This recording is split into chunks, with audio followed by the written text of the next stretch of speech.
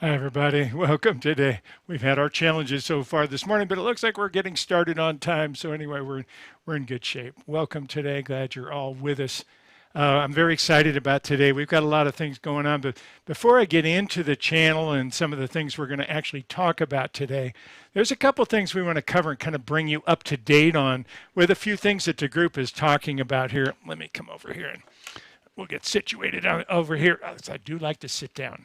Anyway, a couple things. Number one, tomato count. Important thing. That's my tomato crop this year. My tomato crop this year stands at 701 as of yesterday.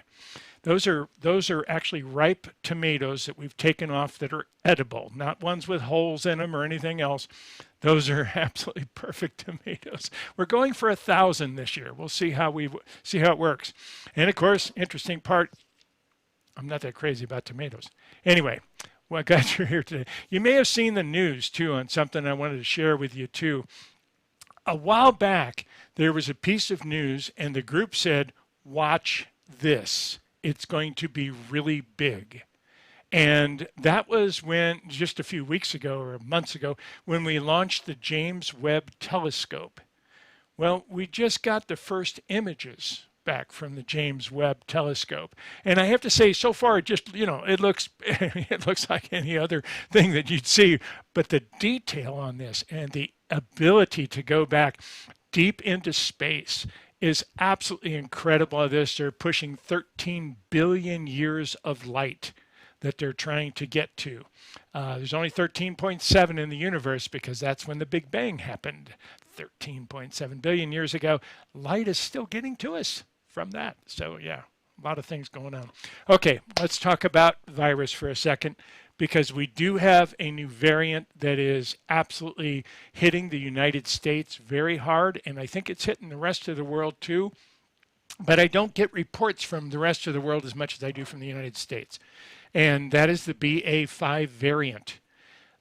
I'll go back to what the group said a long time ago. We didn't have a special GlobalLight just for this because nothing has really changed from what the group said the last time we talked about the whole virus and every other part of it. They said 3 to 5 years. We're just approaching the 3. The other thing that they said about this is that the subvariants will be coming in regularly for a while. And as they come in, they will be more transmissible and less harmful. Well, the BA.5 variant is less harmful, meaning that less people will die from it. But it doesn't mean that less people are going to get it. And a lot of people are catching this, and if they're compromised, they'll die anyway. So I just want to let people know about this because I know we've got so many people that are just absolutely fed up with dealing with all of this stuff, don't want to wear masks, we don't want to have vaccines, we don't want to this, we don't want anybody telling us what to do. Well, I'm putting my mask back on, guys, just to let you know. I am absolutely there. This is going to be I wouldn't be a bit surprised if we don't have some new mask guidelines coming very quickly. So watch for that. And to me, that's one of the easiest things. To me, that's a no-brainer, the whole mask thing. But anyway, I won't get too much in that. That's just my personal opinion and mine. What else? There is one other piece that I want to share with you real quick. And that's we have had 11 million people now displaced in the Ukraine. There's 11 million homeless people in the Ukraine. And what is taking place now is Russia is continuing not only to bomb different places, but now they're bombing residential areas, which they've always been doing. They've always been hitting residential areas, but they're hitting them in different areas now that are not areas that they're trying to take over. They are simply trying to destroy as much of the Ukraine as they possibly can. It is a very difficult situation, very challenging. You may have heard me talk about Julia. Julia is one of the translators that we have who stayed in the Ukraine. Several of them left, and one of them's in Poland right now. Just heard from her, and we've heard from different people in different areas. But Julia stayed there and is kind of holding the energy there. I mentioned her before, and a lot of people wrote to her. So she made a little video that I want to play for everybody that just kind of says thank you a little bit for that. I also want to tell you that she offered to do a little grounding session on video, which she has done, and I've put it up on a page. You'll see that page link right below the link here, right below what you're watching. If you just look a little further down, you'll see that. But you won't see this video from her saying thank you. That is the letter that she wrote to say thank you and to tell everybody about what she's doing, and also to offer that grounding section she's been working with. But she also wanted to say thanks. I want also to thank everybody who's writing to me directly or via our website. I received all your comments, all your messages, and I appreciate everybody who's asking how am I, how is my daughter, how is my family. I want to thank everybody who sends love, light.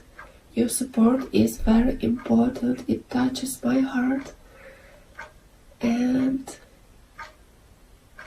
the unity that we are forming now, that is a huge process, and as you can see, that is not an easy one.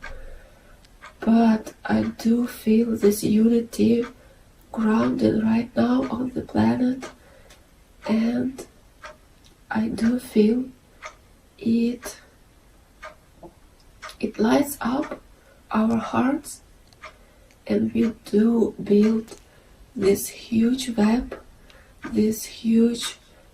of connection of human hearts. So let's keep doing this work, but let's keep doing it not because of the war, not because of some other problems like earthquakes or etc. etc.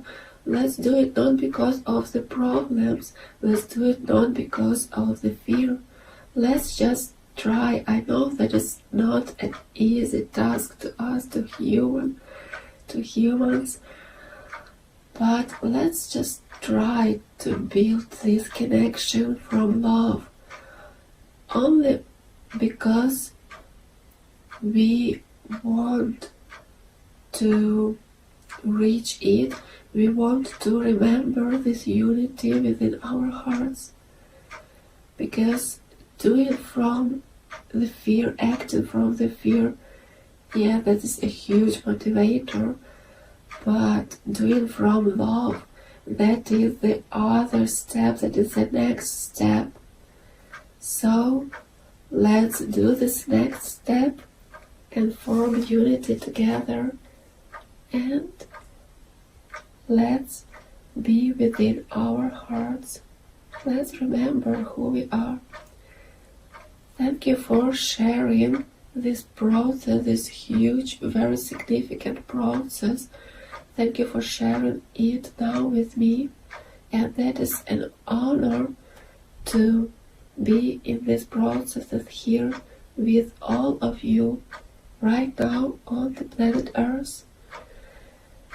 And thank you once again for all your light, love, healing and support that you sent. I receive it and sending it to you as well. Thank you, Julia. Very difficult situation for everybody, but thank you so much for holding the energy for all of us and sharing what's going on from your perspective inside of Ukraine. Thanks. Also, as we mentioned, she has done another video to kind of offer a grounding for people that would like that, and it's offered free of charge on that other page down there that I've just linked. Also, she has put her PayPal address there if anybody'd like to send her anything. A little difficult to make a living in the Ukraine right now. So anyway, we'll put that there. Thanks so much, Julia. Do appreciate it. We're going to bring Alison in pretty soon, and of course we have Meg with us as well to bring a beautiful little another segment of this ever-evolving story that's going in so many directions. The group has 2 channels. We're going to start with one here in just a minute, and then we will be back with the final channel, which is going to be today from Merlia. She is absolutely insistent on talking today, so I would never stand in her way with that kind of energy. Gosh. So anyway, welcome today. Thanks for, like I said, being with us and being a part of this whole process. We'll get started now. Give me just a second here. We'll go into channel. Be right back. Aspavo.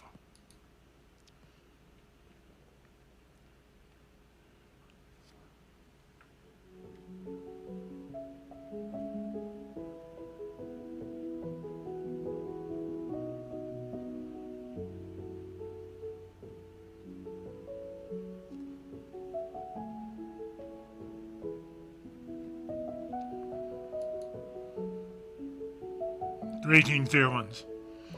I am observer. I see from afar, but I see heart energy. I see light. I see the energies that you work with every day. And the whole idea of all this, dear ones, is to blend. Yes, it's very difficult because as you blend, you feel like you're losing part of yourself in some way. But we tell you that's not the case. You're actually creating more beauty as you do that aspect. As you start working in those ways, you create forms of beauty that were never there before. Absolutely amazing. Blend often. Work with those things that tend to keep you apart, most of which are belief systems. You're shared a planet together with all these other spirits that have tried to play this game of pretending to be human. See them as exactly that. So let's open the healing circle now. In the very beginning, open your heart and bring all the energy in that you can carry. Excellent. And now let's first focus on planet Earth herself. She is changing very rapidly. Of course, all humans are feeling the effects of that change. What you call global warming is part of an evolutionary process. It is something that's going to continue for a while and get worse.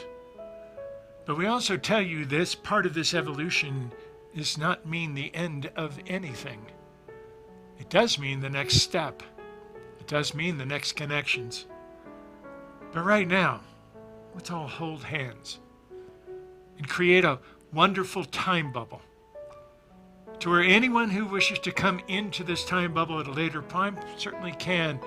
It will hold open in that space to where their energy at any point can add to yours and to what is taking place right now. So take a deep breath and extend your hands, at least energetically, and take the hands of those around you. Blend the light, blend the love, blend all of it. And work in harmony now to send that beautiful love to planet Earth, for she is changing at very rapid rates. And that is producing things that are very difficult for you to live with. The redistribution of water is a huge one.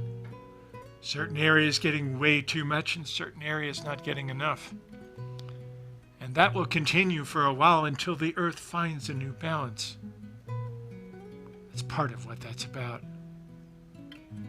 But if you take your time right now and go deep into your soul, your spirit, feel the grounding of the earth in your own physical body. Touch your feet to the ground and draw the energy up through that essence into your physical being. Let the mother be a part of you during that moment. And know the changes she's going through are changes that you've gone through as well.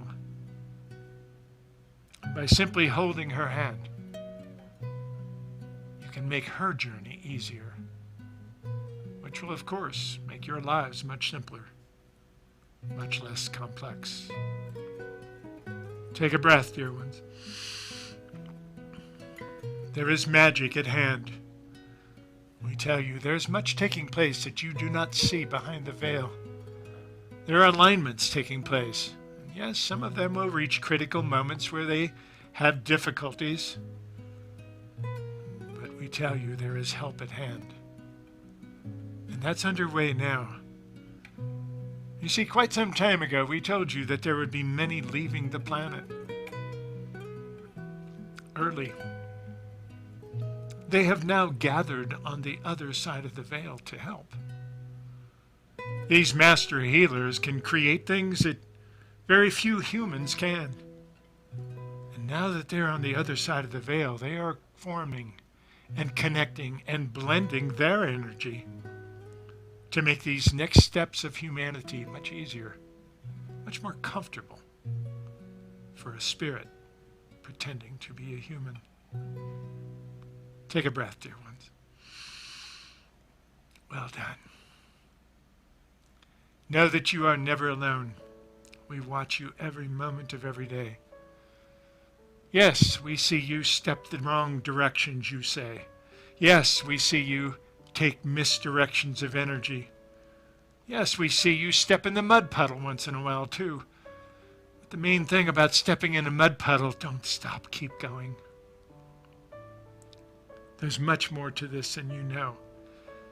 Because even though we watch you make what you call mistakes, the love is always there.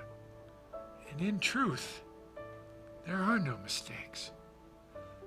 Every place you step can take you into a further evolution of your own humanity, even with difficulties. You have ample opportunities on planet Earth right now to experience that in multiple ways. Stretch out. Let them find you. Let them come to you. Draw all that energy to you, and when it comes to you, just know that all you have to do is focus on it, and it will dissipate. Your love will dissipate many challenges, even on planet Earth. And with enough of you doing that, you will change this planet again. Welcome home, dear ones. We have been waiting for you. It is with the greatest pleasure that we ask you all to treat each other with respect, nurture one another at every opportunity, and play well together. That's one of the key elements of where you're going. Learning to play well together. Aspavo, dear ones, I am observer. And I do like to watch. Aspavo.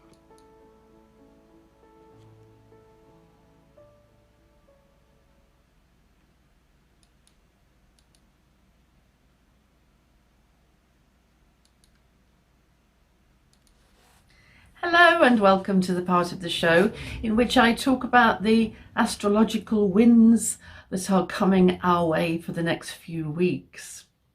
And actually astrology is pretty much like that. It is like a weather report. It doesn't actually say you've got to or you definitely will, but it says, well, kind of the winds are blowing in that direction. So if you want to use the cosmic energy to its best, then it's always best to swim with the flow. Anyway, so we just had a full moon in Capricorn because the sun was in Cancer, and that was very much about family, and so family matters would have been right at the forefront. I think also we normally see at the full moon, where we've got the moon in Capricorn and the sun in Cancer, we normally see a sensitivity on one side, an emotional vulnerability on one side, and on the other side a stern or rigid or authoritarian energy. So somebody else's behavior can make us feel exasperated and stern because we see them as being perhaps too self-pitying, or but if obviously if you're the one that's emotional, then you can look at the other person and think, why are they so horrible to me? But anyway, so that's kind of over now. But the next few days are very much taken up with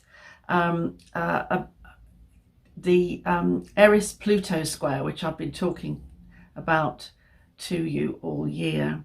And so this is where the tension for disruption and change, generation of energy, so everything gets generated and moved on to what it must become.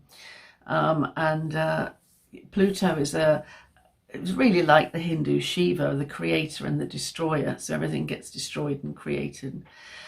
And Aries just causes trouble, discord, disharmony, dysfunction, and usually where we've done something that we shouldn't have done. So it was not the right year for Boris Johnson, our Prime Minister, to have hidden parties in Downing Street, or attend hidden parties. I don't think he had the time to organise them, actually. Attend these parties in Downing Street while the rest of the UK was on lockdown and not able to go out. Eris will always uncover the things that we want most hidden. But it wasn't just about those parties, because it went on and on and on with every single thing that he tried to cover up. It was exposed and exposed and exposed, until eventually Pluto took control and went, okay, let's just knock this off, implode this lot and start all over again. So not the right time for poor old Boris Johnson. Oh well. Anyway, for the rest of us, yeah, there might be something in your life where you've got found out, or what do they say? The bird comes home to roost, or you've made your bed and now you're going to have to lie in it, that kind of stuff. Now, the extra focus is caused by the fact that the Sun and Mercury are getting involved with these two planets, Pluto and Eris. And it's kind of like, so if Eris is on one road and Pluto's on another road, it's kind of like we add more traffic by putting some more planets in. So we had Mercury and we had the Sun. Now the roads are quite sort of full and the planets are bumping into each other. And so it creates a lot more energy of the type that I've just mentioned. And this goes on actually through to the 18th, 19th of July. A lot can get exposed at this time. If you're dealing with destruction at this time, or the decomposition of something, or the wheel has come off, then what I suggest you do is make use of this time to quickly. Oh, my beagle has just come to say hello. Make use of this time to work with the energy as fast as you can and reconnect. Don't dwell on something, just move quickly onwards, because you've got a highly generative energy there, which honestly will assist you in reconnecting, getting on with it. Yeah, okay, Boris, you lost your job. What next? Get on with the next thing, and it'll be better than the one before. It's always better than the one before with Pluto, but we don't think so at the time. Anyway, so that's the next few days. The Sun moves into Leo on the 21st or 22nd of July. 22nd of July. This is a fire sign, and one of the more showy fire signs, but with a very painful interior. Leos always look so confident, but lurking inside every Leo is a painful experience, which embarrasses or humiliates them. I always think that high summer here in the northern latitudes, coinciding with the Sun moving into Leo, that's about right, because it is a very passionate, warm and hot energy, just like fire element. Okay, so that makes us all kind of like, indolent, lazy, let's just go on the beach, laze around and have fun. Leo is all about having fun and playing. So that's nice, that's cool. And so something else to talk about this month is we have another 3 planets turning to go retrograde. So that's Chiron, Eris herself and Jupiter. And the problem with this is that they add to the retrograde planets that we have in the sky. So we've already got Neptune, Vesta, Saturn, Pluto. So we're now getting an awful lot of retrograde planets. And this means that the cosmos is basically slowing down and going over things, redoing, relooking, paying attention once more. This is another opportunity for you to do the things that you got wrong in the last couple of weeks or something. Maybe Boris will get a reprieve and somebody will give him the job in the cabinet office anyway, not Prime Minister, but maybe something a little bit lower. And then he can have as much fun as he likes because he's not running the country. But anyway, I digress.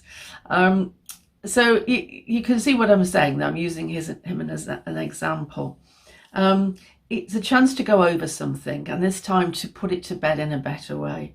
And so this retrograde movement will carry on until nearly everything in the sky is retrograde, which is really unusual. But we'll talk more about that next month because that's when it will be most obvious. Okay, I want also to talk about the 31st of the 7th, so the 31st of July, when we get the planet Mars going conjunct to Uranus. Now Uranus has enough energy to cause a meteorite to shoot out from the outer solar system and come thundering into the inner solar system and hit the Earth's crust. Uranus is very good with thunderbolts and meteorites, and the Tower card in the tarot deck is very much like Uranus. So lightning strikes when Uranus is around. It's groundbreaking and it has an electrical field to it. It is an air planet. When you put the Mars's testosterone with that, or Mars's adrenaline, you get so much energy. You get it sparking all over the place. Yeah, there'll be a lot of riffs, rows, groundbreaking things, breakthrough, breakdown, break up. Up's a good word, uproot, uproar. So watch for that one. Very good for new things, very good for intuition, ingenuity, genius, bright ideas, very good. Scientific breakthroughs, brilliant. They're always good when these two get together. Okay, and then on the 28th of the 7th, which was 2 days before the 30th, there is a new moon in showy Leo. And so this means that we can all go slightly bonkers, really. We can just show off and be first on the karaoke and indulge in great passion and joy and playfulness and that kind of stuff. Okay, so I think that was all I wanted to cover for now. Yep, that was it. And I'm looking forward to talking to you next month.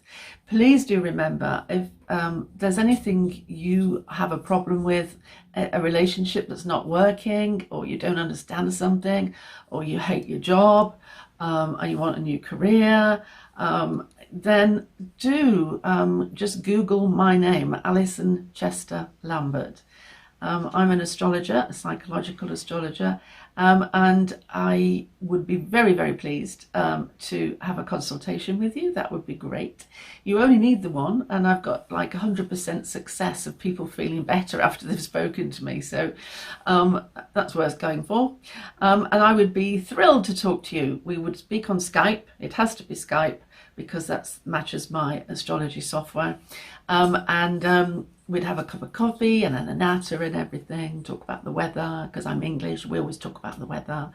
And that would be great. Okay, so I'm going to shut up now with my showing off, and I'm just going to say thank you very much. Namaste. It was lovely to talk to you, and I hope you have a fantastic summer, and I look forward to seeing you next month. Okay, thank you. Bye-bye. Thanks, Allison. Glad you're here. Yeah, that whole piece about Uranus pulling in asteroids from the from outside the solar system, that's something we watch very carefully. The group watches that very carefully. They're always scanning the skies because we when we see that happening, if we catch it early enough, we can actually push that asteroid. And we've done that before. Anyway, we'll keep our eyes open. Thanks, Allison, for keeping an eye on everything. Next, we've got Meg coming up, so be right with you.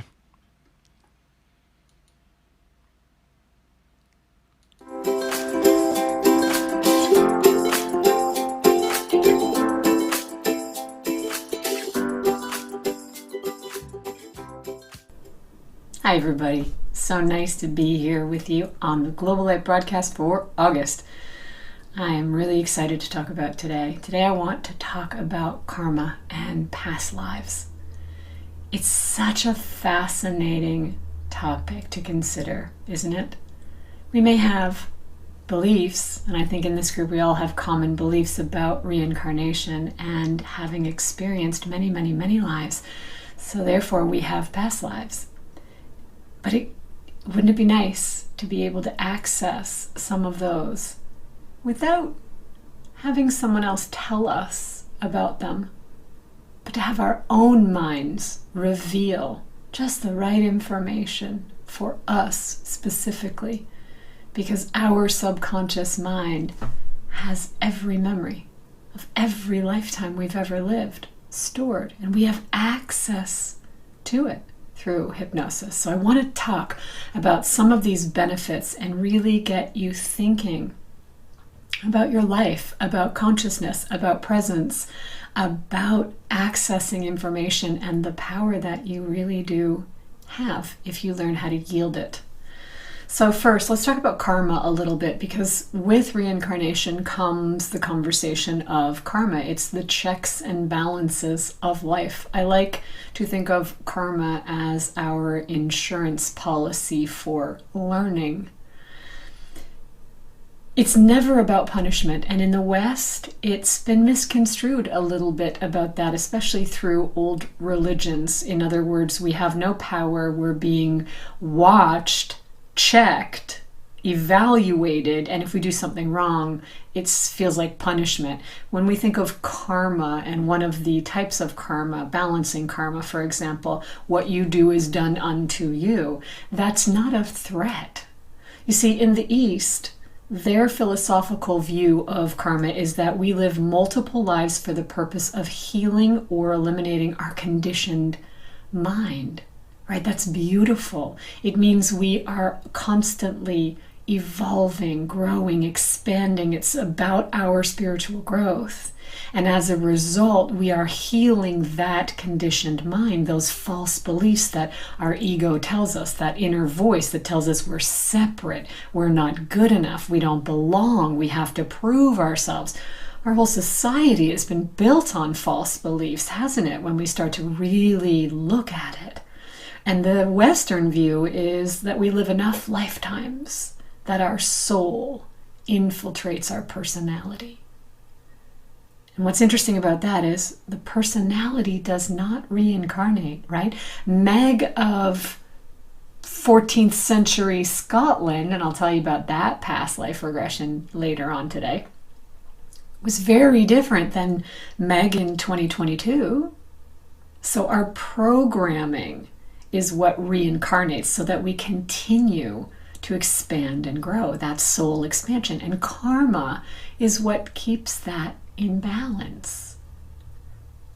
Does that start to make sense? So it's not about being punished, ever. It's about cause and effect for every action. For every thought, there's a corresponding emotion, and for every emotion, a corresponding thought, right? Checks and balances. When we start to think about living with an awakened mind, and you just ponder that for a minute, because we know that science has shown us that 95% of our daytime is spent unconsciously in a pattern, in loops of habitual thinking and behavior. Actions, so thoughts drive actions, loop again. Based on what? Our programming. Based on our false beliefs. Because everyone has programming that is based in negative and not in positive. And how do we know that? Are you living the life that you dream of? Are you making enough money? Are you in a happy relationship? Do you have wonderful support around you? Are you courageous and brave? Do you wake up every day excited? Is it easy to follow that inspired action? Is it easy to follow that intuition that comes in and you naturally take the next action? It's in an ebb and flow. You trust where your money's coming from. You trust what's coming next, right? There is a flow to this and a validation of it. And all of us have areas that we're learning to master, right? We come in with those life lessons. So in the areas where it's not quite where we want it to be, instead of judging it, comparing ourselves to others, listening to that voice that says, oh, we're not doing that well. Who are you to think you can do that? You can't have it all. You can have this, but you can't have this. All of that, that's all stories that we tell ourselves, aren't they? And you know what I'm talking about. We all tell ourselves a story to justify and protect us a little bit from the pain that it feels to look at that and think that we're responsible and therefore we failed. Therefore we're not good enough. Therefore we're not deserving. We're not lovable. Those are false. So karma, in the karmic wheel, we continue to incarnate, to master these lessons. And these checks and balances are in place. So let's get into that a little bit.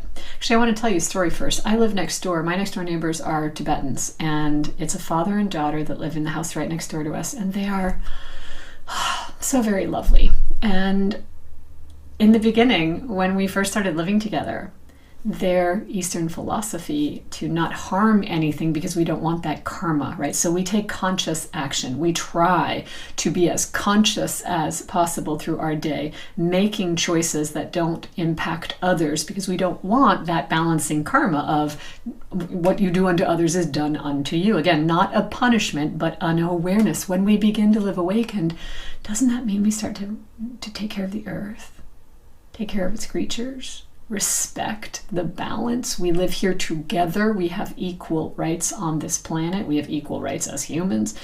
You can see we are out of balance, but we have choice every day for our own karmic balance, our own responsibility to be more conscious. And so one of the things the Tibetans did is that they don't kill anything. So there were weeds growing up between our properties, and then the weeds became bigger weeds, and then trees, and we had big weed trees, and I would drive in and our driveway was getting more and more and more narrow, and I was just thinking to myself, could I just go pull out those weeds? Could I just go take those weeds out? They're weeds, they're not flowers or trees. And yet now we've got this beautiful tree in between our properties that looks almost like a funky palm tree of Massachusetts. But it's their pride and their love and the flowers that sprout up spontaneously in their yard without landscaping. But it's their conviction to live by their principles, their awakened principles, that humbles me. And so now every time I look at that weed tree, it's humbling to me. It reminds me, don't just go into your automatic program. You're thinking, you don't like it, let's get rid of it, control the environment. That's unconscious. Conscious is, this is a choice that they've made based on a belief that is so profound and tens of thousands of years old. And I respect that, and I can learn from that, can't I? There is a peace, there's a resonance that comes in when we're just talking about it, isn't there? And if we start to live that way with each other, imagine what can happen in this world. So there are other types of karma. Another is physical karma, and physical karma is quite literal. For example, in a past life, you shot someone in the abdomen and they died. And in this lifetime, you have unexplainable digestive issues with constant burning in your abdomen whenever you are eating heavier meals. And you can't quite explain it, and all your tests to investigate it come back inconclusive, or that there's nothing really there. And so This is something that you've carried over from a previous lifetime. I worked with a client once who suffered from constant allergies, and we did a lot of work around it. And when nothing resolved it, so clinical hypnotherapy, looking at programming from childhood, looking at when they began, these types of things, and when we weren't able to get the results, I knew that we had to go further. So we open the bridge in a session and go back into a past life. We give the instruction to the subconscious mind to find the origin of this. Your subconscious mind takes everything you say literally and as an instruction and responds. And we saw in that past life, her own mind revealed to us that she saw she was a male who ran an old mill factory and they were creating toxic shoe polish, and she was not a very kind boss or kind man. And as a result, many of his employees were very ill and had very sick lungs from breathing that all day as they worked in this factory. And so in this life, she constantly felt like her chest was compressed, brought on by the sneezing that, she thought was allergies, but it was this compression in her chest that she wanted to relieve, thinking it's the allergies. Well, that compression was key, because that really turned out to be the guilt that she was carrying, right? So there was a sense of guilt from causing this damage to other people, and it manifested in this lifetime as physical karma. These allergies that didn't respond to any form of treatment because it was something that her programming, remember, programming reincarnates, so her programming came in saying, we keep this chest compression, we never ever hurt people like that again. It's going to be a reminder for us, but it also was hurting her, and this isn't punishment. We can heal and remedy karma. So in seeing that lifetime, we were able to process it through. We were able to do some deep forgiveness work around it. We were able to see that through that whole lifetime, that wasn't everything that defined that individual. There were many other things that he did that were good. That was something that was quite innocent at the time. It wasn't intentional to hurt people, but it was a way that they were manufacturing at the time. And so when we begin to see and forgive and take in more information, we can collapse that. And then the allergies resolve themselves. So understanding a past life origin for a present life condition can be extraordinarily healing and powerful. Another type of karma is false guilt, taking responsibility for something that you are not responsible for. So we saw almost a little bit of that in the last example I gave you. In this, I worked with a client who had an unexplainable sensitivity and eye pain. It was just an eye pain that she went to an ophthalmologist. There was nothing wrong with her eyes. It didn't come on at certain trigger points, times of year, light sensitivity, things like that. There was just this recurring, low-grade, annoying pain and sensitivity. And when we dug deeper and traveled into a past life, because again, it wasn't resolving to the protocols that we were running from this current life, we'd cleaned up all that programming. So we opened the bridge and went into a past life. And she discovered that she was a girl in a past life that was very, very psychic at a time that was not safe to be so. And she was brave, and she tried to tell her village, her community, that there was a warring tribe coming. She saw the destruction of her village before it had happened, but they didn't believe her because she was a small girl. And so it all came to pass. And as a result, everyone perished, and she felt terribly guilty for that. She carried false guilt in this lifetime, thinking that had she just done something different, had she been louder, had she made them listen to her, had she taken her own family and run away, then maybe some could have survived. But that wasn't possible. And so she started to see that in this lifetime, that eye sensitivity, that eye pain was shutting down that gift and making sure that she never was in that type of situation again. And this client was a very, very intuitive client. So it was very powerful to be able to see that lifetime. And again, bring the forgiveness work in when we understand what's causing this and why. It's that false guilt. It wasn't your fault. Things have happened in our history that you can't necessarily change. Some of our evolution is harsh. So seeing that, but relieving you from that responsibility, from a gift that you had, you tried, right? She had tried. This can be life-changing. When we recognize something that we're dealing with today from a false belief, right? Hear that, false guilt, false fear. Then we can clean it up. We can do something about it. And that becomes very, very powerful.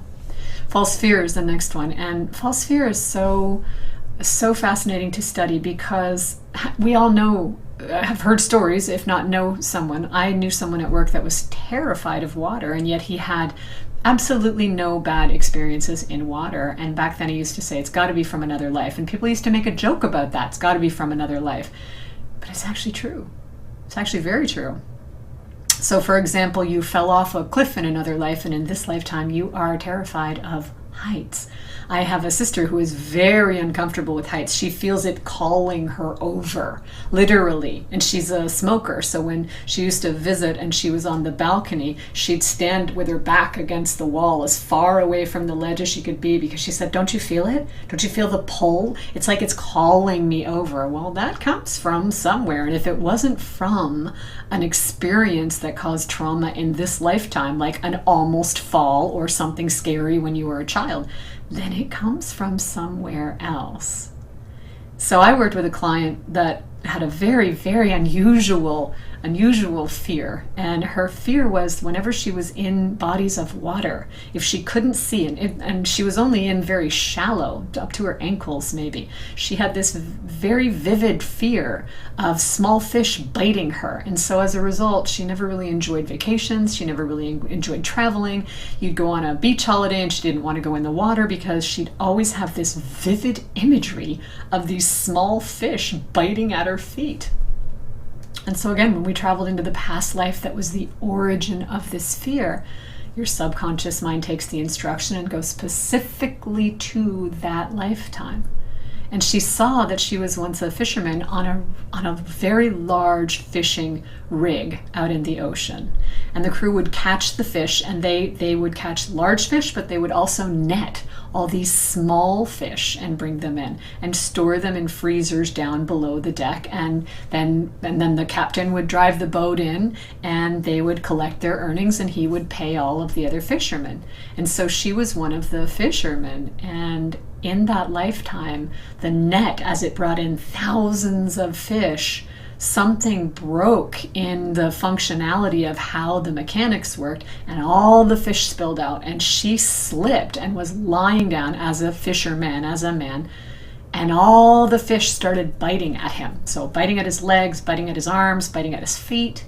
And so in this lifetime, she had a very vivid recall of these little fish biting at her, and so she was always uncomfortable near the water.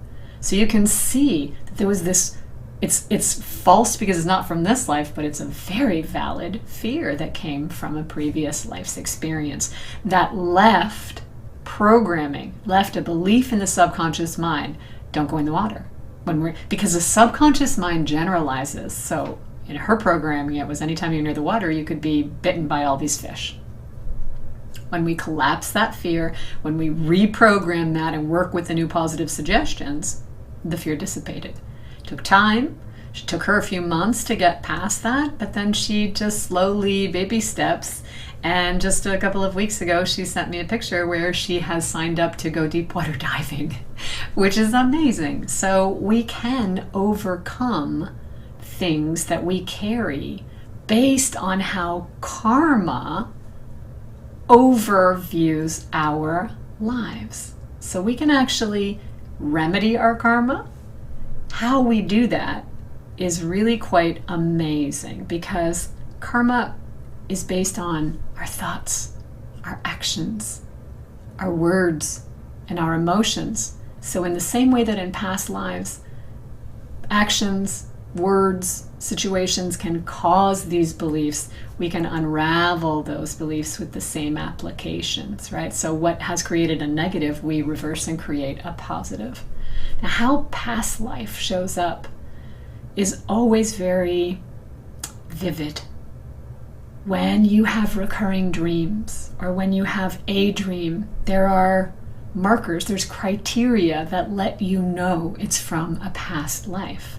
And they are that they evoke emotion. You feel very strongly. You wake up from a dream that was so real. How many of us have had that? That was so real. It's out of present time. So it evokes a strong emotion, and we know that's not current because of the way the dream is revealed to us. That's the subconscious mind showing us the programming. But it's out of present time. We know it was from another time, a different time than what we experience today in our life. And you never forget it. You never ever forget it because it's so vivid. That's usually an indicator that that's past life revealing itself to you. Now that's programming, and it's your subconscious mind communicating that you've got something active that's being triggered by your soul expansion, by your growth. You may have hit a point where now all of a sudden this is inhibiting you, and the subconscious mind is showing you the conflict that's going on internally so that you can bring resources to it. You can go back, investigate it, collapse it, reprogram it. So you start to see how karma is our friend. It's not a punishment. It's a checks and balances system that we can work with consciously when we know how to. And another piece that was so interesting to me was, have you heard of the book?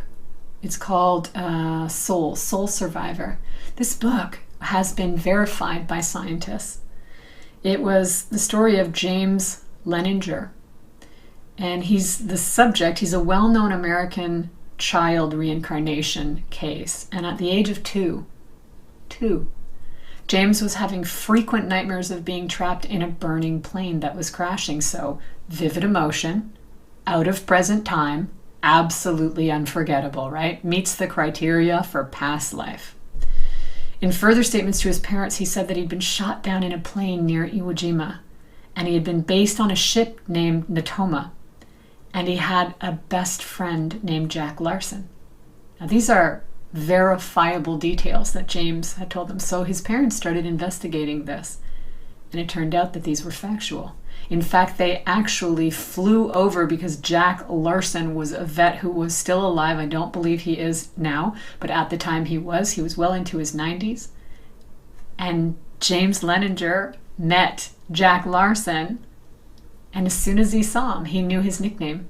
He recognized him right away as a reincarnated 2-year-old.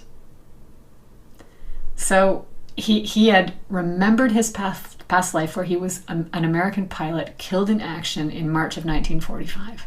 How extraordinary. Now, why did he remember that, and why do we not remember ours? As a clinical hypnotherapist, what's fascinating about that is before the age of 7, we have not developed that critical factor, that data analyzer that rests between the conscious mind and the subconscious mind. So everything that goes in to our minds that we take from our parents, our authority figures, our experience of life, immediately goes directly into the subconscious mind. We don't have logic yet. We don't have reasoning or rationing abilities in our conscious mind yet. So what does that also mean? Well, one, we're collecting a whole lot of programming, which explains why we each have programming, so there should be no judgment or shame about that. But 2, brain waves have been studied of children, and up before the age of 7, they are not in beta state. Most of them are in the subconscious levels of alpha and sometimes even delta while awake through the day. Now the rest of us have to drop down into that deep state of hypnosis, that beautiful relaxation to access our subconscious mind. But children are walking around all day long, right? Think about how creative they are. Think about the subconscious mind. It's literal and it's picture consciousness, and they're off in their minds. They are just walking around in subconscious mind and superconscious mind. And superconscious mind is the field. That's access to everything. So he was just allowing all of that subconscious memory programming coming through, remembering that trauma. Now, he was trying to resolve the past life trauma, wasn't he? Through the nightmares, the programming was coming up. The vivid details that were verifiable was because it was just a pure stream of superconsciousness, wasn't it? How extraordinary. So our children prior to the age of 7 have a lot more to be valued for if we're paying attention. And society has taught us to kind of shut that down or think that they're making things up or imagining. How many spiritual people remember seeing things or hearing things or having imaginary friends or superconsciousness, right? Subconscious mind remembers everything prior to our ability to have data compared, right? Taking in that data and comparing it against our programming. We don't have that process yet. That process hasn't been born yet. It hasn't been developed yet. It hasn't evolved yet. And so they are swimming in this beautiful subconscious and superconscious sea. And there are many, many more examples like that that are verifiable, that science is now starting to really honor and appreciate and accept the concept of reincarnation, and that we can access and verify our past lives. Something else that we do with past lives that I think is quite amazing is an additional, and it's not about how we carry karma, but it's how we can use past life regression therapy. And that is to go back to a lifetime to something positive, where we developed a skill or an ability that could really come in handy right now, right? Because through karma and through reincarnation, we are choosing different life lessons for our growth. So that behooves us to know that in previous lifetimes, we may have mastered something else that we're kind of not working with actively right now, and we may have forgotten about it, and we may have this innate ability that's dormant, and we can wake it up if that's something that would help us today. And we can do that. So on September 24th, I want to let you know that I am going to be leading a group of people through a past life regression therapy session to travel back to a lifetime where you discover a positive skill or attribute that will assist you right now. I had a past life, so this is where I'll tell you a little piece about mine quickly. I experienced my first past life regression to a positive skill or attribute, and it was extraordinary because at first it feels like you're making it up. And I saw myself working, and the fire was going, and it was very old 13th century Scotland. I was working for a clan family. The house was large. I was working in one corner over in the back, and I was a healer. I was creating a lot of medicine at the time, poultices, tinctures, drying herbs, mashing herbs, adding liquids to them, making liquid tinctures. And I worked really, really hard. I was in that lifetime and I just felt tired to my bones, but that was my job, and that's what I did. That was my service, and I saw so many children. I can remember it now, just talking about it vividly. There was just so many children that were coming to me, and at the time, when you think about it, this was, there was no penicillin. People were dying at very young ages, infections, pneumonia. These things were rampant, and I was seeing a lot of kids. But it explained some things, so many amazing things. I went on to see some beautiful parts of that lifetime, a sister, a marriage. I passed on the information that I was learning to her daughter. But it was interesting because it explained some things to me about this current lifetime that I'm in. I never felt that desire for children in this lifetime. And I always felt a little guilty about that. Like, well, people don't really look at that. When you meet people, they say, do you have children? And I say, nope. And they kind of look at you like, oh, okay. And I think, well, dogs, lots of dogs, but no babies. And I just didn't have that pull this lifetime. It just wasn't for me. But boy, did that lifetime explain it, because I looked after everybody's children in that lifetime. All of them brought their children to me for everything: cuts, scrapes, bruises, infections. So I looked after a lot of babies, and I just did not want to look after babies in this lifetime. And that really released me from feeling, a little bit guilty as a woman, like you're supposed to have children, that's what you do. And that just dissipated right there, because I thought, oh, I've done that. I did a really good job of that. It also explained this ability that I have in this lifetime that I had no idea where it came from. And I make all my own body care products. I make the best chocolate body butter you have ever seen in your life. It smells delicious. It is so clean you could almost eat it, except for the shea butter. I don't want you to eat shea butter. But everything else in there is food grade. And I don't know where it came from, but I just developed the recipe. And so there's the body salves and the essential oil perfumes with the lavender and the jasmine and the rose and certain combinations. And I didn't know where I knew that from. But it was important to me to live a non-toxic life. And all of a sudden, going back to that lifetime, I realized that came from an old lineage. I learned that from my mother and my mother's mother, and I passed that on to my sister's daughter.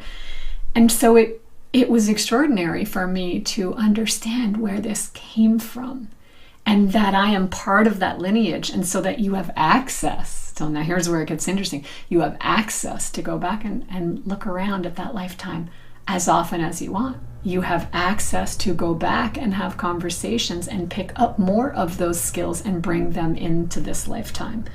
How about that? Isn't that fascinating? Doesn't that become valuable for us as a tool to really understand more of who we are and bring more into our mission and our purpose here, more into our confidence and love and passion to live our life on purpose, who we are now, feeling good about that, collapsing any old programming that says we're not enough, because we are enough. Every single one of us is enough. And so thank you for that. I want you to think about that between now and next month. What might be happening in your life that comes from another time that you may not need to carry anymore? False guilt, false fear, physical karma, things that are unexplainable that you're ready to let go of. And if you'd like to do some one-to-one work, I love working with people. This is absolutely my passion, and I am happy to take you on and have a conversation. I offer free 30-minute consults, and then we can look at booking sessions for you. If that's something you want to investigate with me, I would be honored. So with that, I'll turn it back to you in the studio and say have a wonderful rest of your show. Thank you, as always, for allowing me into your heart and into your homes. It means so very much, and I hope you find my offerings valuable, insightful, and thought-provoking. Until next time, bye for now.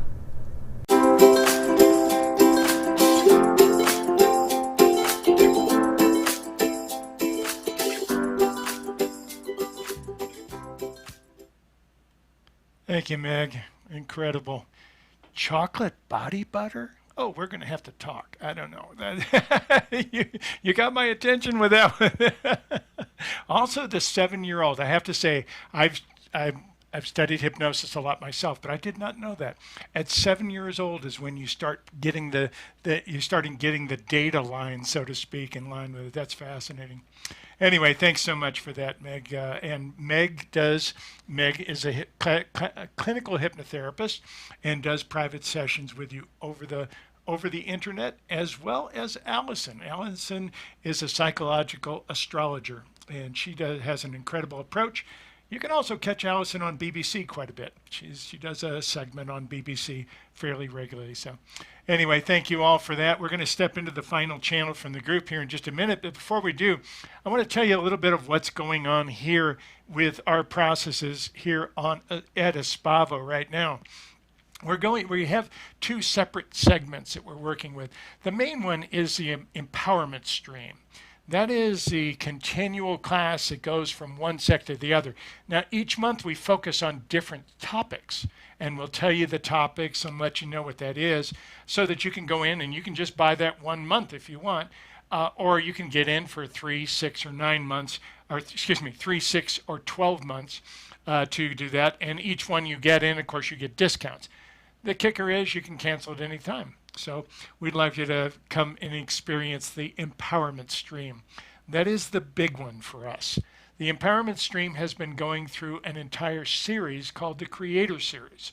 It actually started with one of the first channels in the empowerment stream, where the group explained that we were complete creator beings and how much we create, and gave us quite a few examples of exactly what to do and new tools to learn how to create in different ways.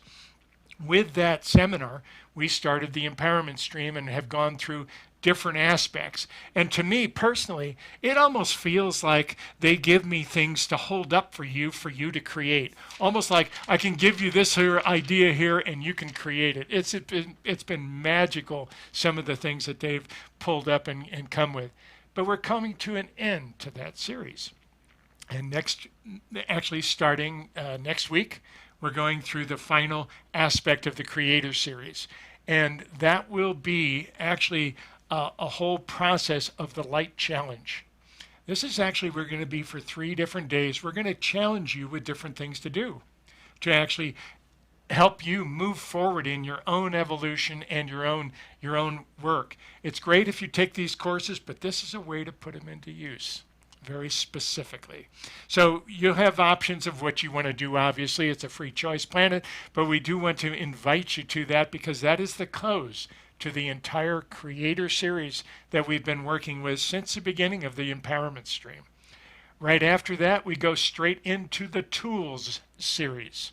These will be higher vibrational tools, the SAOTO tools, to work with how we can do that. And one of the very first one of them is going to be, how do we channel? How does that exactly work? And how many different levels can you actually channel on? There's some incredible things that they want to bring, new material, and coming up in this as well. So I am very excited about that and invite you to that. At the close of today's session, we are going to play a little promo video to explain a little bit about that particular class coming up. But I wanted to explain that to you because we are changing the entire series and we're going into the tools, the higher vibrational tools. And quite honestly, I can't wait. We have quite a few healing tools and different things that we're going to be working with that they'll be bringing out during that time. Now, also, in addition to all that, we did a seminar a little while back, a little over a year ago, called Crossing the Veil. That now is a book, and I'm very proud of this book. It's a fairly small book. It's 156 pages, and it is on sale for $9.99. They had to be Tesla numbers. And the other book that we have there is actually the Kindle book. Now, the Kindle book is $3.33, but you might see that on the page here, and this is the United States one, by the way. You've got Amazon DE in Germany, which covers a lot of different places. It covers Holland, Belgium, a lot of other places. You've got Amazon IT, which is the Italian version. It covers Greece. It covers Italy. It covers different areas of that nature. We've got different Amazons and different ones. So your Amazon may look a little bit different than this one. I will tell you that. But we are covering all of them. And I will also tell you, my previous books were published in 18 languages. I've been telling everybody 14 for years, but I went through them to get all the names of the publishers so I could write all of them and tell them that I published a new book. And there's 18, including English. So anyway, of those languages, we have notified all of our previous publishers that have published in those 18 languages.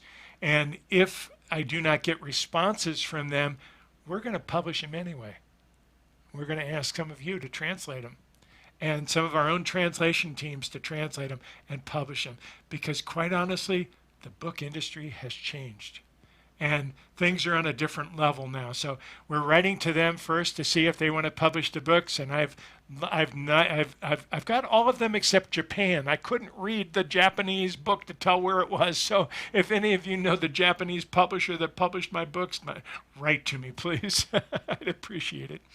But nonetheless, let me tell you what this is happening here in the United States, and I think other places too. But I can't be sure. You'll see here that the book is $9.95, and that that is the paperback book. But you'll also see that there's another book there that says 0. Well, let me show you what that is, because that's an interesting point. What is happening here is that they have a new program. And the new program simply means that they're trying to promote something. They're promoting their Kindle online version. And their Kindle online version means that the program is free. And they'll give you the book for free. Now you have to sign up for Kindle Unlimited to do that, which is $9.95 a month, but the first month is free. And if you wish to go in, get the book for free, and then cancel the Kindle Unlimited, you can do it there.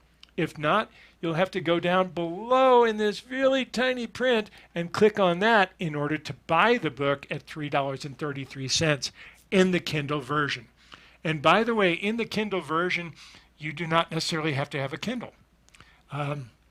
That's why they're going to that's why they're introducing this whole new piece. They've spent so many millions, tens of millions of dollars developing this Kindle, and now they're finding out that people lose them. They lose them everywhere, and then they can't get on the internet. They can't read them on the internet. They're getting upset. They're putting it on the internet. And furthermore, even if you don't want to use that Kindle Unlimited version, Kindle itself has a simple reader free of charge that you can download, so you don't actually have to have a Kindle in order to read this book. Okay, just wanted to make that clear. We are using Amazon primarily at this point. Very simple. The entire publishing industry has changed rather drastically. And years ago, I was set up not only with my own distribution points and everything else, but we had all our distributors that worked with the metaphysical community. It was awesome. All of that has gone by the wayside over the years, so we're kind of rebuilding a lot of new things. But I will tell you, it's here. We're going to make sure that it's available globally. It is right now, but right now it's only available globally in English. I will tell you that Turkish is coming. Turkish has accepted it. It's the only one that's accepted it so far, and Turkish is coming up pretty soon. So she's actually translating it right now, Semra. So you've got some great possibilities there in Turkey, and we hope to come see you again someday soon. That is the truth. Okay, that's enough for what I wanted to explain. That's our advertising for the day, to kind of tell you what's going on with everything and where we are with a lot of the programs. But the empowerment stream is moving into a different level. And for those of you who haven't experienced the empowerment stream, it actually goes from month to month. So they tie together, okay? And that's an important part about it too as well.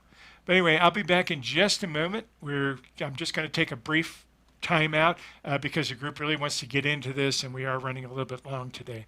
But thanks for being with us here, and thank you all for being a part of this incredible family. Aspava.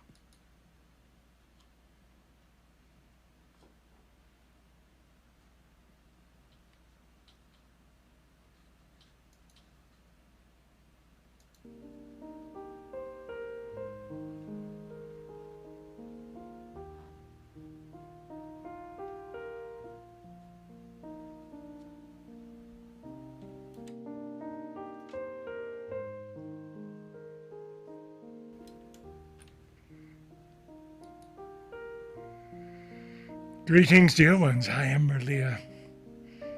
I join you with such pride today, for you have changed. You have shifted much of the energy already. Yes, it's like a big freight train going down the track at thousands of miles per second, and you're turning. It takes a while to turn. It takes a while to see the effects of that in moving. But we're very excited to show you that you are moving in the feminine energy. And that's something that's taking place on a daily basis. It's not what you're seeing in your news, is it? What you're seeing in your news is force, which is typically the masculine energy. Now, please understand, we're not talking about men versus women here, because there's many men, thank God, that carry a blend of beautiful masculine, feminine energy, as well as women who are not afraid to carry the power of the masculine as well as the feminine energy. But for the most part, you could describe the masculine as being force. For that is what it was all built up to be. You're told as a young boy that you're going to be strong and powerful, and you're going to be big, and you're going to be there, and you're going to learn how to fight and all the crazy things that they teach you as children. But that is the paradigm of the male energy that has been passed on from time to time and time. And what you're finding is that many of those in charge of your world right now are carrying that energy out big time. Yes, Putin's war is one of them. You have 11 million displaced people right now over a masculine energy. Plain and simple. This would not be a feminine energy. One of the other interesting things that you see is what's happening in the United States. It grew up out of the Wild West, where the fastest gun in the West would be the winner. Haven't put that away much, have you? And even though you've grown eons of time, even though almost 80% of you want to get rid of some of those guns, want to take some of those massive killers off the market, you can't, because your Congress has been bribed. Yes, plain and simple. It's money. It's very simple. 80% of you want some sort of control, but it can't get through. Watch those that have voted certain ways, because you do have ultimate control. Here you are, 197 days into this year, with 309 mass shootings already. Can you not grow up? Is that where the problem is? Or you simply not have any connection? Well, I'm here to tell you specifically, none of those mass shootings were done by a female. Not one. It's time to grow up. And we're not just talking about guns. We're talking about the feminine energy coming back in charge, balancing much of the energetics of planet Earth in the way that it works, not through force, but through harmony. Now, yes, it's challenging at best to be able to do that, to break those boundaries, to break those limitations that you've had before. But it's time. You don't have that much longer.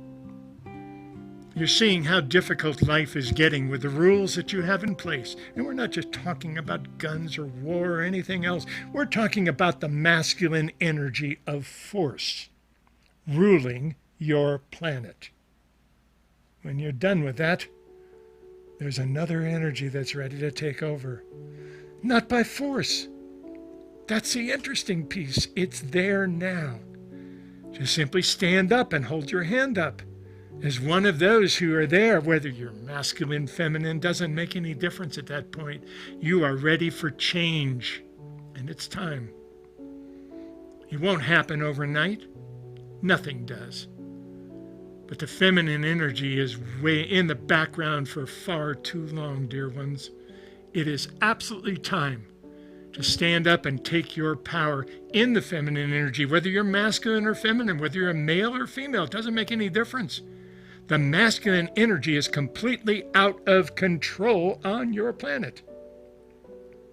And I'm here to tell you, it's time to awaken from the dream, to hold your power so that your children and their children's children can have a place to actually grow up, can share some of the beautiful energy of the planet that you were given as you came onto this beautiful place. The time is now, dear ones, to awaken from the dream and take your power in any shape, to simply focus. Now, does that mean that everything's going to change? No, it's a freight train and it's moving at incredible pace. But these will be some of the last opportunities you have before that feminine energy is capped off. It's time. It's time to hear the call, to step into your power, whatever that looks like, and to speak your truth.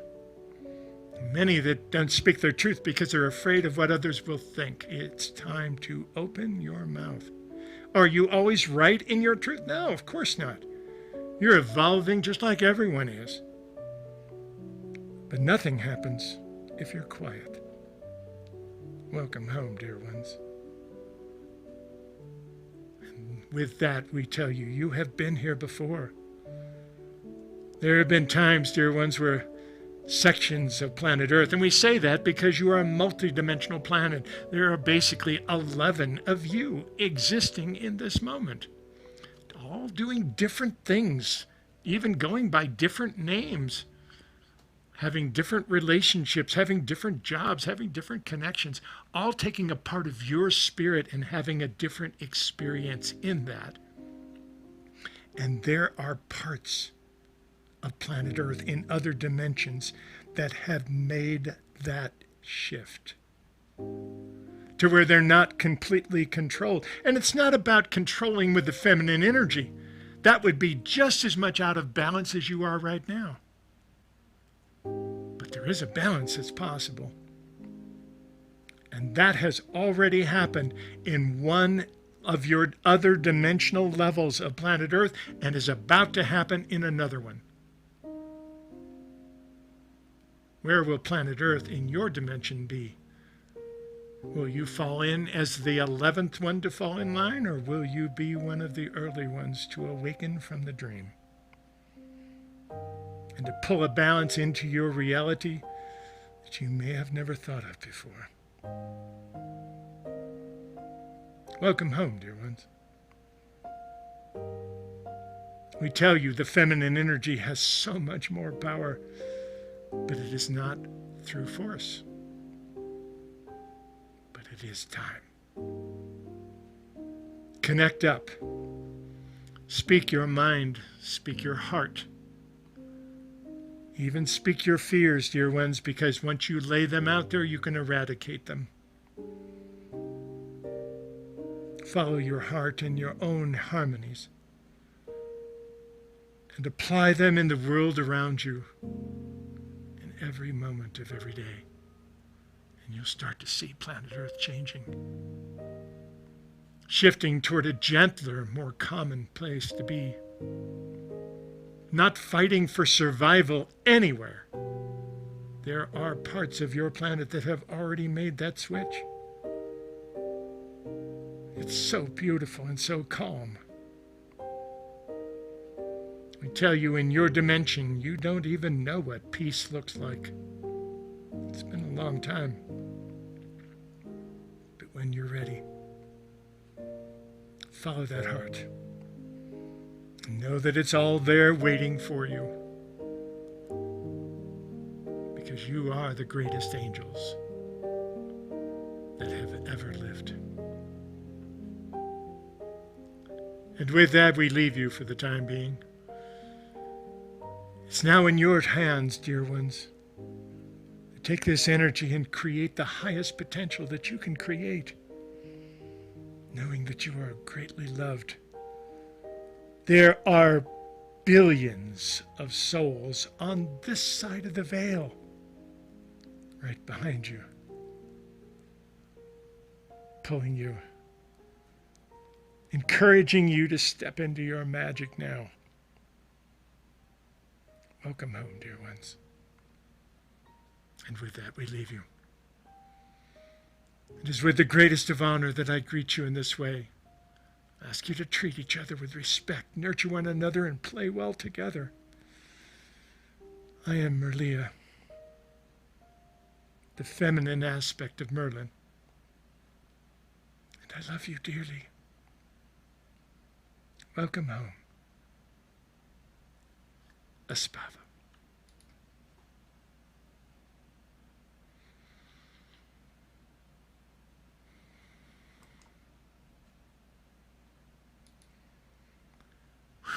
Kind of got to catch my breath for a second after that one. I haven't channeled Merlia in quite some time. She really draws it out of me, I must say that. Anyway, I did want to send a special thanks to everybody. This is certainly a team effort that puts on. We work on this for quite some time before you actually see it. And just to give a special thanks to all those. Meg Adamson is a huge part of Espavo in general, but as a presenter, and of course she does some incredible hypnotherapy sessions as well. So take your little 7-year-old and go back to her. She did some incredible stuff right here. On top of that, we've got, Alison Chester-Lambert as a psychological astrologer. And of course, you can see her on BBC, as we said, if you're in the UK. Also, we have Elena Ira. She's the one that gives us such a great look. Elena does all our logos, all our backgrounds, many of the aspects that she does here as well. Then we have Nick Pneumatikos. He's our webmaster, does all the technical aspect. He's in Greece along with Elena, and they do an absolutely incredible job with us. Then we have Kathy Moran. She handles all the support services. When you fill out a support ticket, she's the one that answers it. Incredible. On top of that, we have Gail Harris, who's a producer. She kind of oversees pretty much everything that we work with here in Espavo, and especially on the broadcast. I thank you all for doing that. Espavo is a combined effort of a lot of people. The word itself came from an early channel of the groups in the Amor stories. The word Espavo simply means thank you for taking your power. And I'd like to leave you with that one. Thank you all. And we hope the feminine rises very quickly. Espavo, everyone.